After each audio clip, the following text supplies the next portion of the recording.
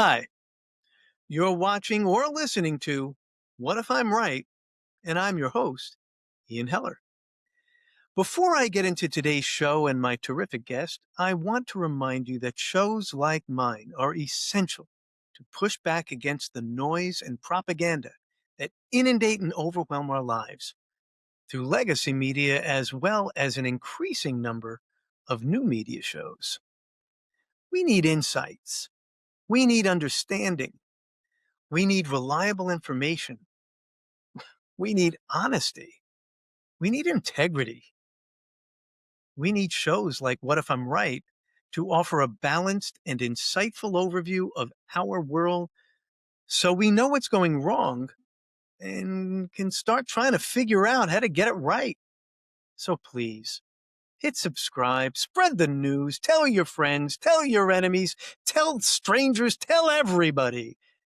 Join me in this important quest to wake up that sleeping giant that is the human being, us. We are strong. We're smart. And together we're powerful. And only together will we be able to achieve the aspirational goals that we imagine and deserve.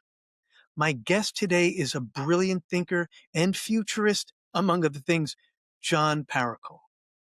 Our discussion will largely be about the ways in which technologies, everything from the printing press to the internet, change the world in ways we often couldn't predict and virtually never can fully control. New technologies have a life of their own with intended and unintended consequences. Was it surprising that thousands of elevator operators could be put out of work with the invention of the automatic elevator? Uh, I don't think so. That was kind of the point. Clearly, that wasn't surprising. But who would have predicted that radio would be at the center of the rise of power and popularity for such disparate world changing personalities as Adolf Hitler and Franklin Delano Roosevelt? When we think of social media, we often think of connection, which was apparently its reason for being, its raison d'etre. And yet, it has probably done more to interfere with and undermine intimate personal connectedness as it has done to improve with our connection with strangers spread throughout the entire planet. We often see technology as a tool that we use for our personal improvement and pleasure. We can learn more things. We can get to places faster. We can interact with billions of souls simultaneously, all because of changes and advances in technology and new inventions. What we often overlook is that we're frequently the ones being controlled by technology rather than acting as the controllers of technology. And in this day of increased polarization, we're witnessing leaders throughout the world rising to positions of power and domination through the mastery of current technologies. That's not at all surprising, not at all unusual. It's happened time and time again throughout history. The great historian Yuval Noah Harari has frequently said that leaders are often the people who are the best storytellers, and the technologies they use to tell those stories are in constant flux. So the folks who master the art of storytelling using the most modern technologies are frequently the folks who end up in positions of leadership. Donald Trump comes to mind. Say what you will about him, like him or hate him, he mastered social media, specifically the constant tweets that his apparently nimble thumbs have been spewing out for well over a decade, which enabled a showbiz, frequently bankrupted real estate developer to become one of the most powerful and influential people of our time. To understand the rise of Trumpism and the MAGA movement, we've got to understand the technology upon which that rise was built. And that's why my conversation with John Parikhal, a futurist, a brilliant thinker, a man who studied at the feet of the late, great Marshall McLuhan, is so important right now. So stick around, learn something about the history and power of technology and how it's been used, misused, and abused throughout history. So we can learn what we must do to turn the tide back away from these dark days of racial, political, economic, and sociological polarization and radicalization. Hope during the darkest moments is the most important ingredient for building a better tomorrow.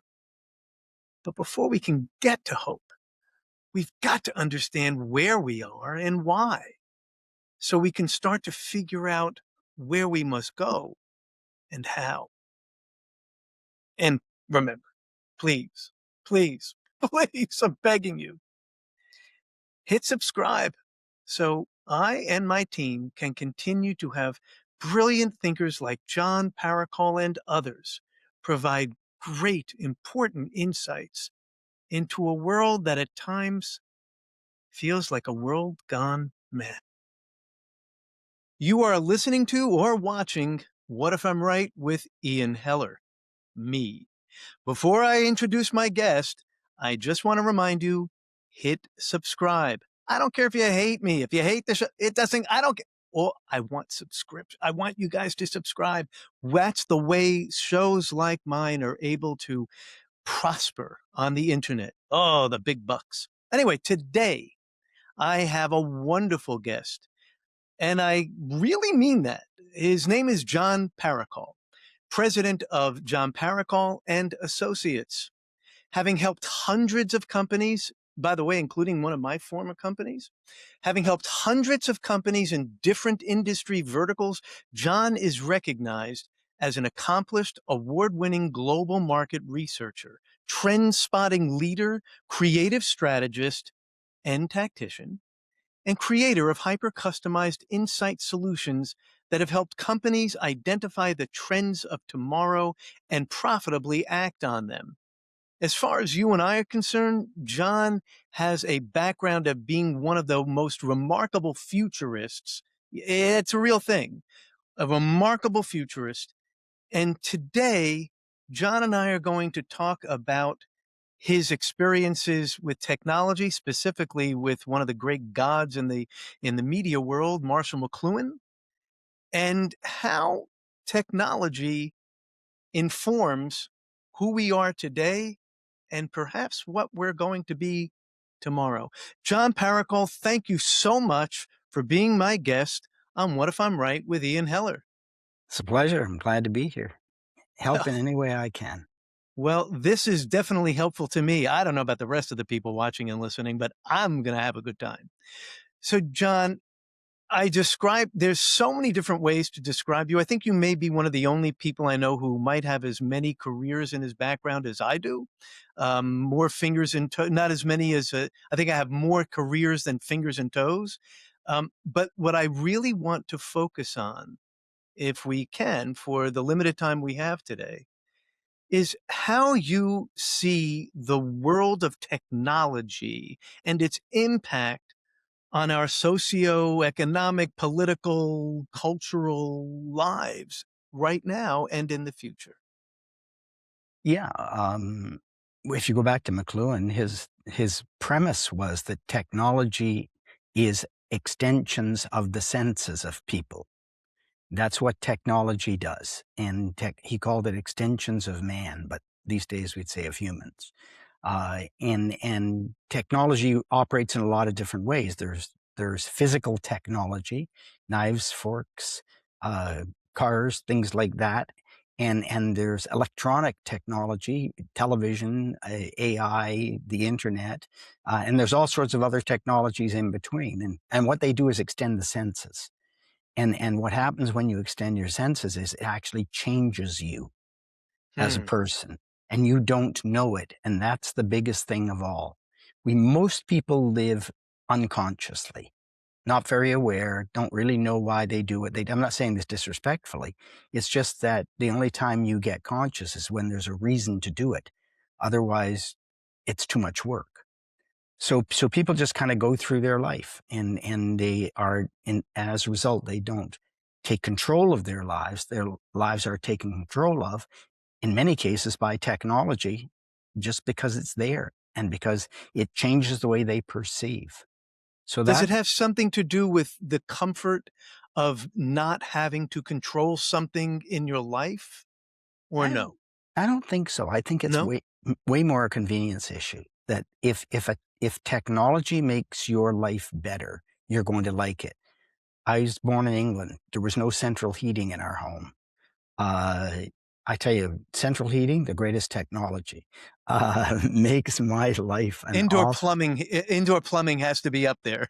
The first year when we immigrated to Canada, we had no indoor plumbing. We lived on a farm. It was 30 below during the winter, and you had to go outside. So, yeah, indoor plumbing is definitely right up there. They are all technologies, but there's always a trade-off. Each time that you have a new technology, there's a trade-off. And I don't think we have the time today to look at the scope of technologies. But what we can look at is a couple of things which are what I call industrial revolutions. And there have been quite a few of those historically around the world. But for the Western world, the biggest first industrial revolution was the 14th century, when the French deforested France in 100 years so they could make charcoal, so they could make iron and weapons. And as a result of that, they literally changed the landscape. People's lives were completely changed, but they became a big military power. And that first industrial revolution did a huge amount of change. But because it was France and most people are English centric in terms of the language, there's not as much attention paid to it. The second industrial revolution was another one that completely disrupted people's lives in the 18th, 19th century, where you had the whole view of the world changed as a result of it. No one ever thought it would be possible to do what you did with technology. And we're having information revolutions since then. We've had information revolutions with the radio. We had an information revolution with television. We had an information revolution with the internet. And now we're having an information revolution with AI. And each one of those has profound consequences. And Can I stop yeah, just I'm just curious because you've separated AI and the internet, and I'm wondering where social networking falls into that, because that does feel like a separate category culturally. Perhaps not, but that is a technology for human interaction.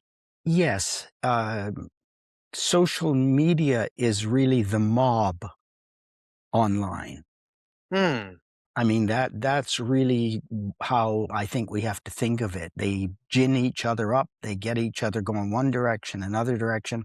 They start to attack. They're repelled. And that's so to me, social media is not the same kind of revolution that radio or TV or even the internet was, but it's a toxic side effect if we let it be. Okay. Does that make sense? Yeah, it does. It basically takes it away from being a technology as opposed to uh, a Use of technology. yeah, Yeah. something that occur as a result of a technology, and that I understand that. So let's get back to where one of the things that we are trying to navigate. We talked about this on the phone the other day, how leaders will often be at the center of these technological changes. That doesn't necessarily mean that they bring them on, but somehow these are often the people who truly know how to master it. One of the people that comes to mind immediately is Franklin Delano Roosevelt, who had his fireside chats, and it completely revolutionized the relationship that Americans had with their president. Because prior to that, it would have been a whistle blowing tour as they would go through and then go to their next town and then the next town. And they might see a drawing of the person in a newspaper, but hearing their voice, very Yeah. unlikely. It was huge. And in fact, those who capitalized on radio when it first came out, and Roosevelt was one of them, two of the biggest were Hitler and Gandhi. Hmm. Most people don't think about Gandhi, but Gandhi was a master of radio. So was Hitler.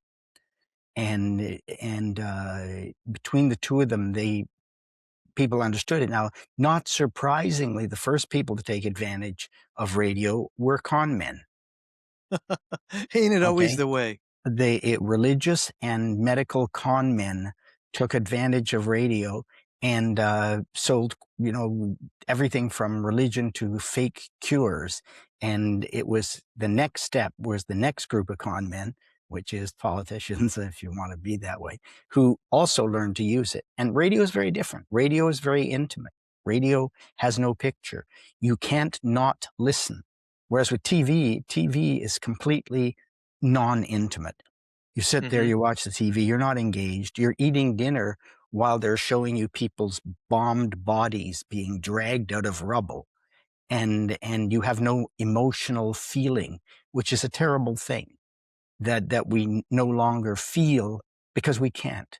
It's too Is much. that a greater distance in your experience than the written word? Was the written word actually, notwithstanding the fact that there weren't actual pictures, did the written word actually draw a more intimate picture of the horrors of war than television? Or No. no? Okay. Yes, yeah, sorry, then television in a way, yes, if you go back to it, because it was based on the phonetic alphabet, which had just been invented back 3,000 plus years ago. Because for the first time, you could actually look at a symbol and it didn't have other meaning in it. You look at Chinese, you look at other languages like that. There's other meaning in those symbols, so you can't actually separate the meaning from that. Um, but with phonetic alphabet, you had the written word came, and it was powerful, but it was a record keeping in the beginning. And Hmm. then it began to be poetry, and it began to be the use of it to change the way you feel. But it required an educated reader. And one of the biggest things of all about the written word is that and if you can't read, first, you don't know what's going on. And even when you do, the more educated you are about the way that you read it, the more you'll get out of it. Uh, the minute we moved to electronic media and we moved to radio and television, it's a whole different ballgame now. An interesting point historically on what you're talking about there about the power of technology, which we didn't put in there, was the telegraph. Combined with so the telegraph combined with the written word. The Crimean War was on. They used the telegraph for the first time to report. In other words, if somebody died and the battle was won or lost, it happened minutes ago and it was rushed into print. That caused massive, massive change in people's attitudes towards war. The damage done during the war made Florence Nightingale a heroine. So technology can change our idea of time and space from what we're used to what's new and what's coming. And the telegraph gets short shrift in all of this as a technology because most people don't know it. They just don't study it. And that's it's worth keeping in mind. It was instantaneous. It was seen as instantaneous. But now there is a difference with respect to that technology in that everybody did not have access to a telegraph. Whereas when a newspaper was printed, even if you didn't buy the newspaper, there it might have been, well, nailed on the church door. It could have been distributed. It could be a person standing in front and telling stories or telling what happened that they're reading in the newspaper. But the telegraph is a little more distant, I think, from the average Joe, so to speak. Yeah, they just saw the technology applied. So and they saw it applied in the newspaper and by orators who were talking on the street corners and everything, but it was what the big thing about the telegraph was speed. And if there's one thing that all the new technologies are, is more and more and more speed. And so what's predictable about new technologies, for example, in certain areas such as entertainment, is that as each new form of entertainment and media evolves, it takes as its content the form of the medium it replaced. And I always, when the internet came, and that was McLuhan's idea, that as an example, when radio came along, it had no content. You could play orchestras live, and somebody could read from a book, but there wasn't much content. Very quickly, they adopted the content of the medium they were replacing, which was theater, vaudeville, all of those entertainment forms that prior to this you had to leave your home to enjoy. You now could stay at home and enjoy. And radio took as its content all of that. And the net result was that theater and vaudeville had to evolve into something different too. So each time a new technology comes along, it adopts from the past what it needs in order to communicate with the present as it starts to shape the future, if that makes sense. It does.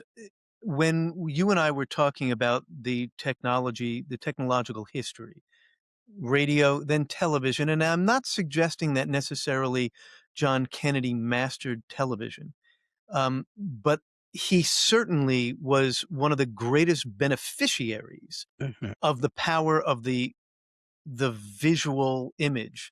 This was a very good looking man, very well spoken, erudite, and somehow, even with his erudition, felt like he could communicate. It seemed he was very comfortable communicating to the common man, even his lofty ideas. But what really made him so uniquely different was when he ran against two of the most well-respected politicians and powerful politicians. On the Democratic side, there was nobody more powerful than Lyndon Baines Johnson. On the Republican side, Nixon was just vice president and was running now for president, out of California, very, very powerful, experienced politician. The two, Nixon and Kennedy go on camera, and what's remembered? Nixon sweating like a dog and Kennedy wiping the floor with him. And yet he didn't really wipe the floor with him as far as content. It was the That's right. visual. Yeah. Okay. What the meaning of the content television is actually the Trojan horse, I call it, of democracy. It began the destruction of democracy, and which we're right in the middle of fighting back to try and save right now. Uh, it magnifies movement. I mean, one of the most interesting, and it magnifies social mores, and it diminishes actual thinking, because you can't think when you watch TV. I did my master's thesis on this. You actually stop thinking when you watch TV. You think you're thinking, but the imagery is overpowering your neural system. And it's why the number one thing on sports is, and I'm going to say this with all the greatest respect to sports fans, but sports is a no-brainer. Okay, you don't think when you watch sports. You You spew emote. you spew statistics, which everybody doesn't pay any attention to or they argue about, and you emote. And I think this is part of what I saw as as you mentioned earlier, I'm a futurist. How do I see things coming? How do I help companies all the way from, Disney to American Express and others to capitalize on change? It's by looking at the small things and realizing they're actually big things. One of the other things I did when I was in graduate school was I came up with a phrase that I called the kiss or kill syndrome. And it works like this.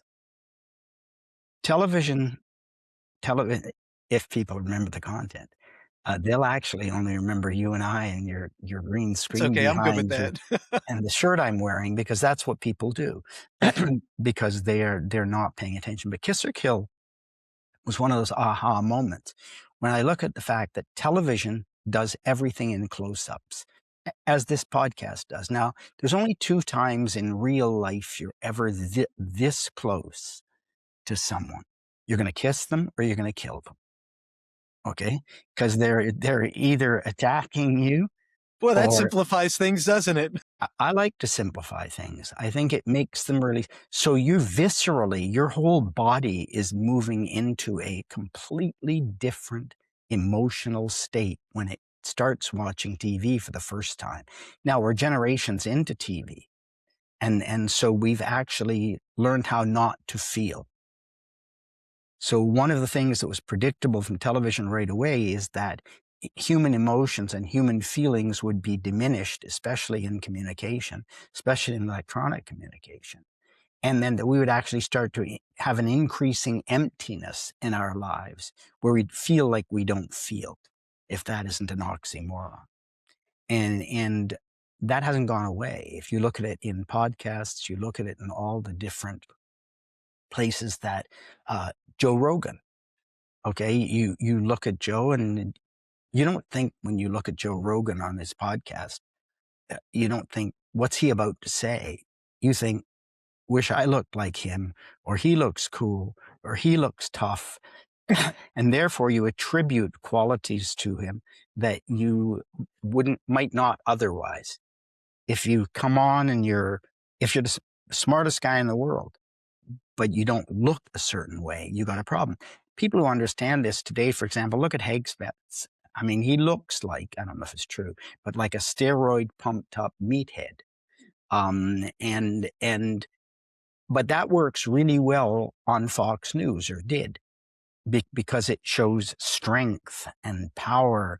And because people aren't really paying attention to the content, unless you repeat it over and over and over again with catchphrases, make your opinion from looking at someone. Perhaps the most corrosive example of this is how women are diminished in politics by television because of their hair. Because the only thing people look at is their hair.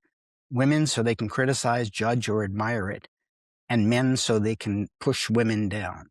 So women are already way behind the eight ball when they come into politics because of their hair. My And concern and my concern right now is it seems with each new modern technology, we get that much further away from the real things. And when I say real, I'm not suggesting that it isn't real. Television is real, Mhm. but it's very limited. It curates everything out but the visual image. And so we have basically gotten rid of long form writing. Everything is a text, and texts and tweets and whatever else you want to do. They are notoriously short. And so are the visual images that are usually accompanying them. And the reason why I'm bringing this up is that it seems like we are continuing down this inexorable path that ends like the time machine, where the Morlocks and the Eloi are what's left, and there's really no reason for the Eloi to do anything, including grow hair, because everything is done for them, and that's okay. And it just feels like we as much as we are fighting against the tide. You and I consider fighting against the tide. I don't want my future to be determined by a 7-second or a 70-second TikTok video, and yet I fear it will be. too What do we bad. do? Too bad. It already is. It's not even will be, because the future is always happening even while we're talking about it coming. It's already here. The future is already here. So you have overchoice is part of the cause, which, Toffler wrote about back in his first book. And w- we can't handle all the information. We're not just equipped. If we look at No. ourselves genetically, we're equipped for danger signals and opportunity signals. And that's why we have strong peripheral vision. And that's why we react like this to any sharp sound to the one side or other of our field of vision, because we are genetically coded for that. It could be the tiger about to jump us. It could be something else. And it is, and you end up with a whole series of physiological consequences. I think I forgot, it was in Hans Seeley wrote Fight or Flight. That's what we're geared for. We're geared, it's kiss or kill. That's right. We're Everything gets taken over yeah, when our amygdala is basically says, "I'm in charge. I'm going to tell you which muscles get oxygen or blood. I'm going to tell you what your body does, what it doesn't do, and every other thought is going to be banished until we get past this thing that is making me scared to death." we're never getting past it. So now that No, I mean that yeah, event that scares us yeah, to death. exactly. I'm not going to let control. I'm not going to give control back to the cerebral cortex until I feel safe. Yeah, and we do that all unconsciously. So That's right. so at the end of a very, you ask about futures and like how can you be a more accurate futurist? And number one is to understand why people behave the way they do. That was one of my interests from childhood. Why do people Everything get is why. mad? Why do people get angry? Why do they do that? Why do they do things against their self-interests? And, we didn't have words like that when I was 7, 8 years old because the society was still, living in the 19th century or 18th even. But why do people behave the way they do? And there's a physiological reasons, and you gave us a few of them there, and there's a lot more than that. But there's a belief system version, which is that as individuals, we fear uncertainty, and uncertainty is extremely threatening to us from back in the past. So we want people who look like they are certain. We tend to follow certainty. And those who fake it do really well. They emerge in every culture. We're seeing them right now. We're seeing them in Europe. They've already taken over China and Russia, so they don't have anyone who's legally allowed to argue with them, or illegally because they'll just be killed. But in the places that used to be known as liberal democracies, which was much of the Western world and North America, um, that's been changing. That's been going away. So And how do there has to be, and I know many people who call themselves optimists, and usually that's before they tell you that they're an optimist right before they tell you something pessimistic that they're about to share. That's when most people talk about being optimists. That's not me. I am truly an optimist, but I also understand that the future has not been written. I am one of those people who believes that. At least it hasn't been in my mind, and I feel ultra powerful that I can have an impact on the future. And the more people who work with me, the more we can impact it. And so I look at the future and I say, I see the direction where we're going, where it's identity politics. Everything is just a 10 seconds to 30 seconds. And basically, life has become an elevator pitch, and the elevator is only going two floors. And I know that we cannot see the future that is controlled by, I cannot imagine a future that is inexorable based on those metrics. We have to be able to reverse the tide of this oversimplification of life. We have to. And that's why where's our hope is the real question. well, it depends. And this is the really tricky part. Most people are followers. There's an old Chinese prisoner of war study that was done during the Korean War.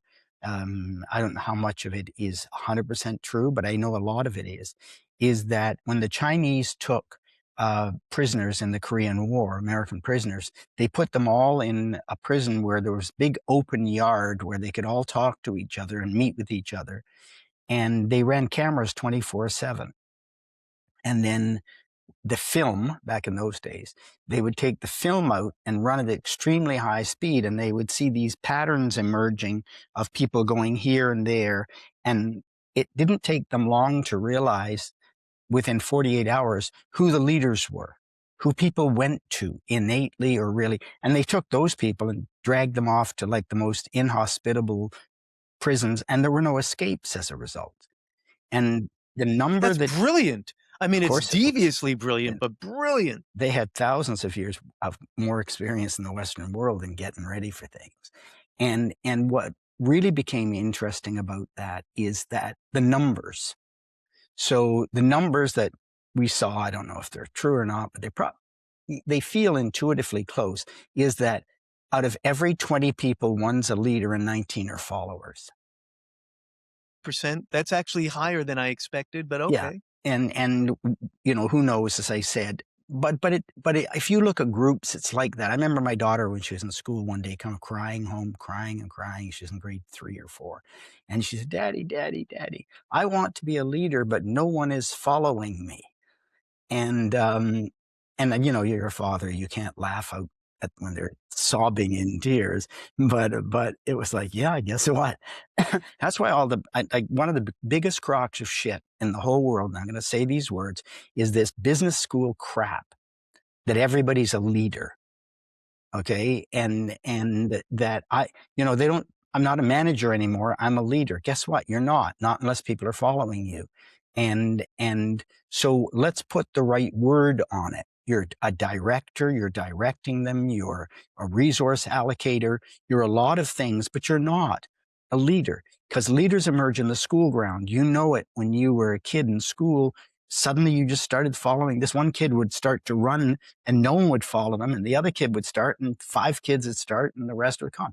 So to really understand leadership, which I believe has been significantly subverted by the political correctness of everyone wanting to have a better title than and manager for some reason is degraded, and for the bullshit that most people aren't leaders.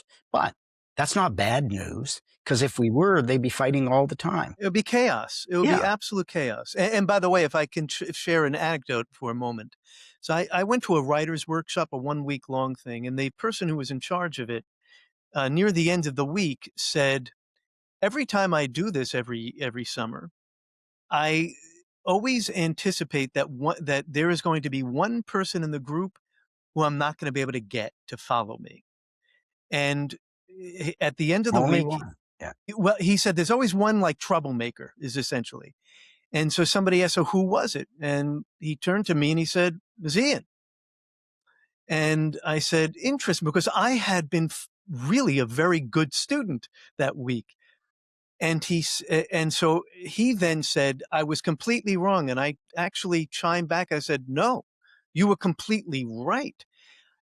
This is one of the rare times in my life where I was in a group and I decided to stay even though I wasn't in charge. I am not comfortable not leading a group unless I really believe that whoever is leading it is better than I am. Yes. And I've got a pretty good ego. I'm pretty confident that I can usually lead groups very well. But when he was leading, I felt like I can't do this like he can, and I'm learning from him. But it was a very rare step back for me. Hmm. I'm not a chorus member. I'm the guy who's the lead. I'm not saying I'm good at it. It's just where I gravitate and seem to have a following whenever I do. Would you like to understand that? Why I that would is? love to understand that. Okay. My entire audience would love to Okay. understand that.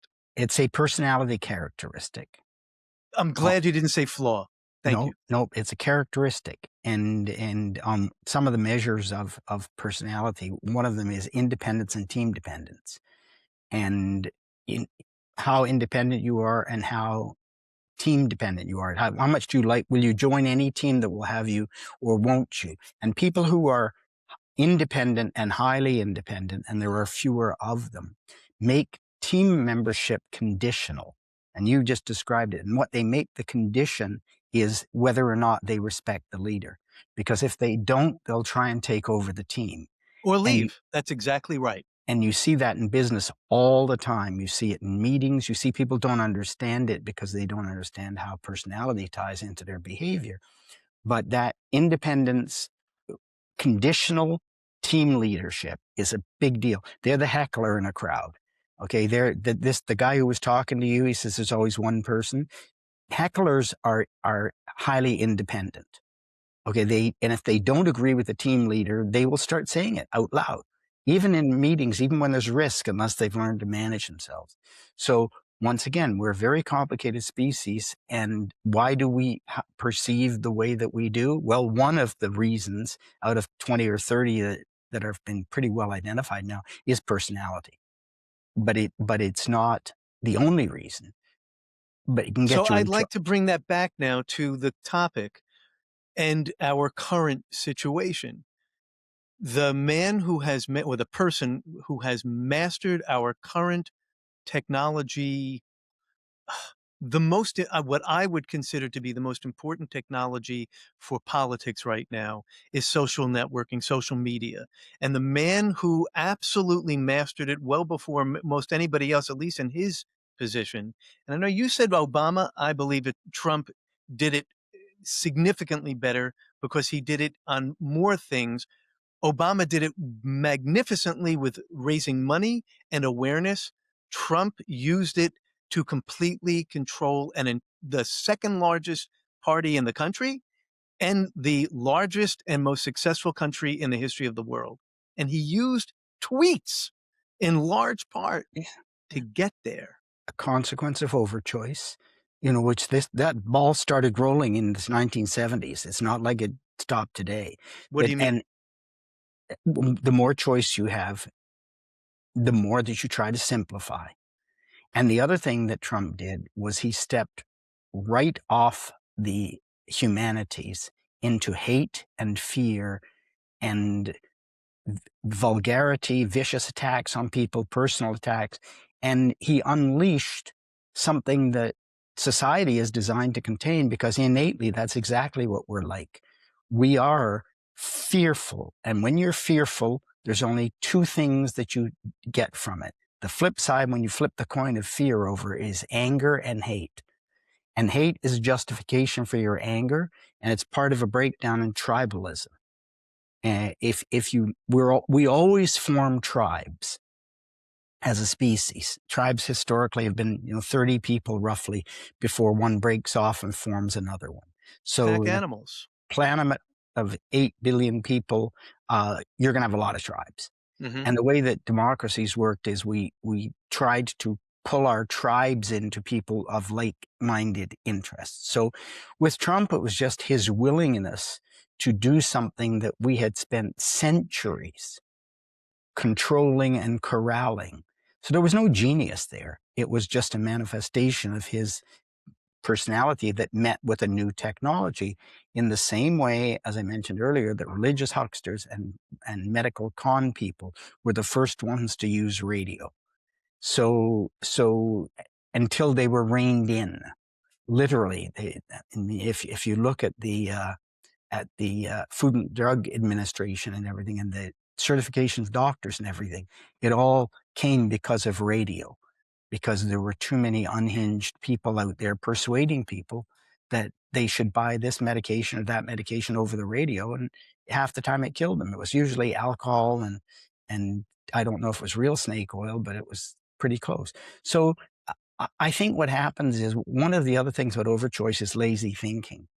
And I have this conversation with a lot of people, and it is that when you hear something repeated often enough, you begin to believe it's true. Repetition's definition, especially if it appeals to your base instincts. And because we're a very thin veneer away from being primates and predatory and victim mammals. And it's a huge amount of work as a species to keep ourselves going, and to not run into each other, kill each other, especially as population grows. So another part of predicting the future, of course, is looking at what happens with population and ecology. Number one growth category on the planet is climate refugees, guaranteed. You want a business, you want to make money, figure out 1,000 different ways to profit from climate refugees. Because it's already happening. And in America, it's going to happen as people are refugees from Florida, from Arizona. The Colorado River's almost dry. I've been Uh, saying this for so long and watching people like lemmings move into these regions that are either hurricane central, you've got water completely just disappearing from most of the Southwest, among others. Among And others, then yeah. you have Tornado Alley, I mean, and these are just a handful of things. And then you throw in climate change, and who knows what's going to happen other than knowing that it's probably going to get worse. But I can't keep forward on this with only this amount of time left, John.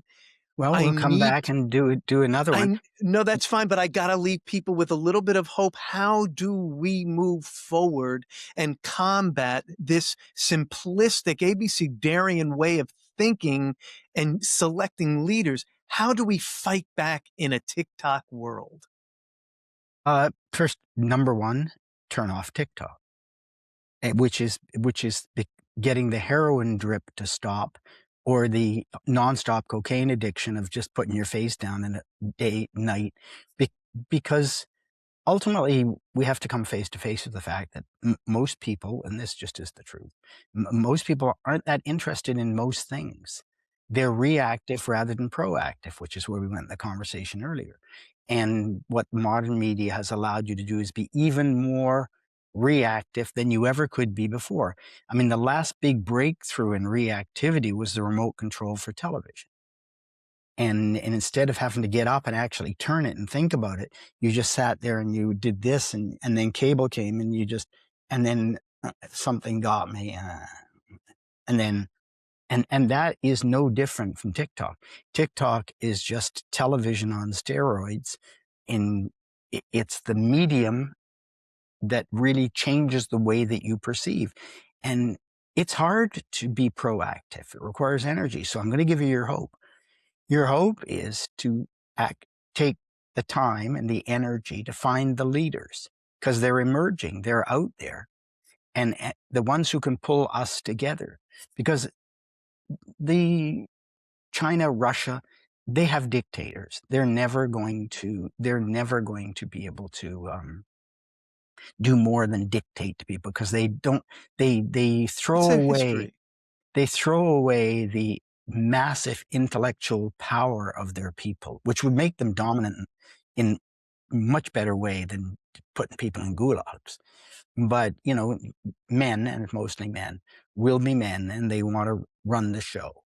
And we're seeing some trying to reinstall that in Europe, and we're trying to see people reinstall it in here.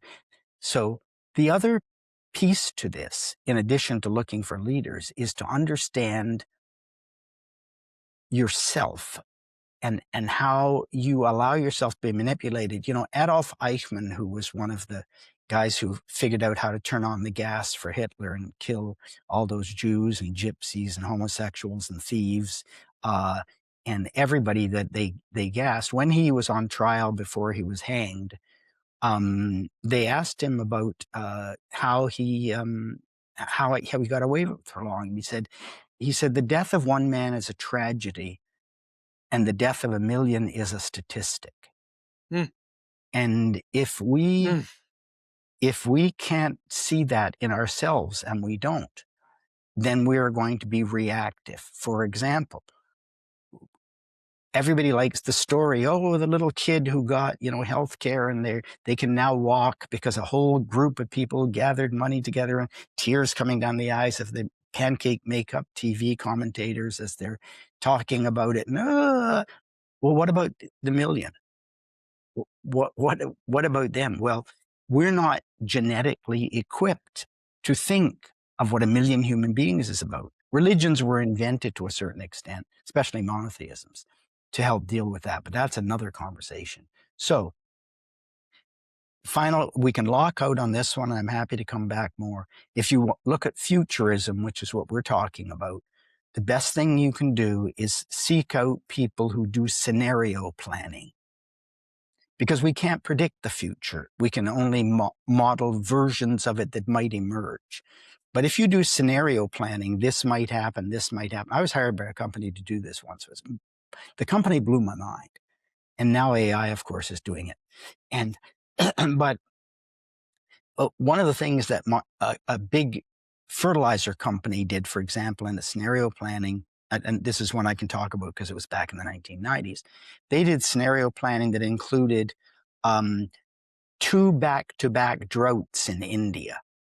What would that do to the world? And then they would put a team of executives and people on it to figure out what will we do if we have that, because that's a world changer. The other one was, what if the Republicans win the midterms, or they win this? Then you're not going to have regulation. You can put more poison on the food, more people will die, but it won't matter because you'll be making a profit. And so scenario planning is something we're not doing much anymore. Instead, we just, and this is my hope thing, all we have is doom and gloom. I mean, Trump is just, everything's horrible, everything's a piece of crap, everything's a piece of garbage except me. I'm your savior. We've seen this model before. Yeah, And many and times. and as people do worse and worse, they never look in the mirror and say, how do they get here? They always look to somewhere else and say, who can I blame? And historically, we've always blamed people of different colors, different religions, different whatever. So the reason I've been successful in it is I'm pretty darn good at scenario planning and at seeing the patterns that emerge. And we could spend a whole next episode sometime on patterns and which ones are emerging right now. As I said, climate refugee is so clear. But there's others. The repression of women. If we keep repressing women, countries that repress women basically do poorly because they 50% of the brain power, and it's actually probably more based on studies, It's like the middle class. is from women. Yeah, Once you get rid of the middle class, you're hollowing out the engine of important change and progress. Not change, that's I right. should say, progress. But I Yeah, know that you have a heart out I right do, now, and so unfortunately. I'm just going to tell you we will continue this. And I am telling you, there will be a new technology that a good human being like a Roosevelt will master, because I think that is what must come next. Yeah. That is the return to some sorts of values that at least we aspired to throughout much of our history. I believe that eventually we start to aspire those wonderful values collectively again. I don't know when it's gonna start, though. Well, I they're am really looking communicate. forward to it. It's coming. They're communication technologies, and one of the things that I'm doing right now for is modeling and basically neural implants. Oh, Okay, sign me because up. that's the next one. Yeah. That's the next big technology that is gonna disrupt everything. And on that, my friend, I hope this has helped and been interesting, and it was fun I've had talking. a fabulous time. John Parikhal, you are the best. You will always be a close friend and somebody I admire. Thank you so much for being on What If I'm Right with Ian Heller. All right. Thank you, Ian. Take care. Bye-bye.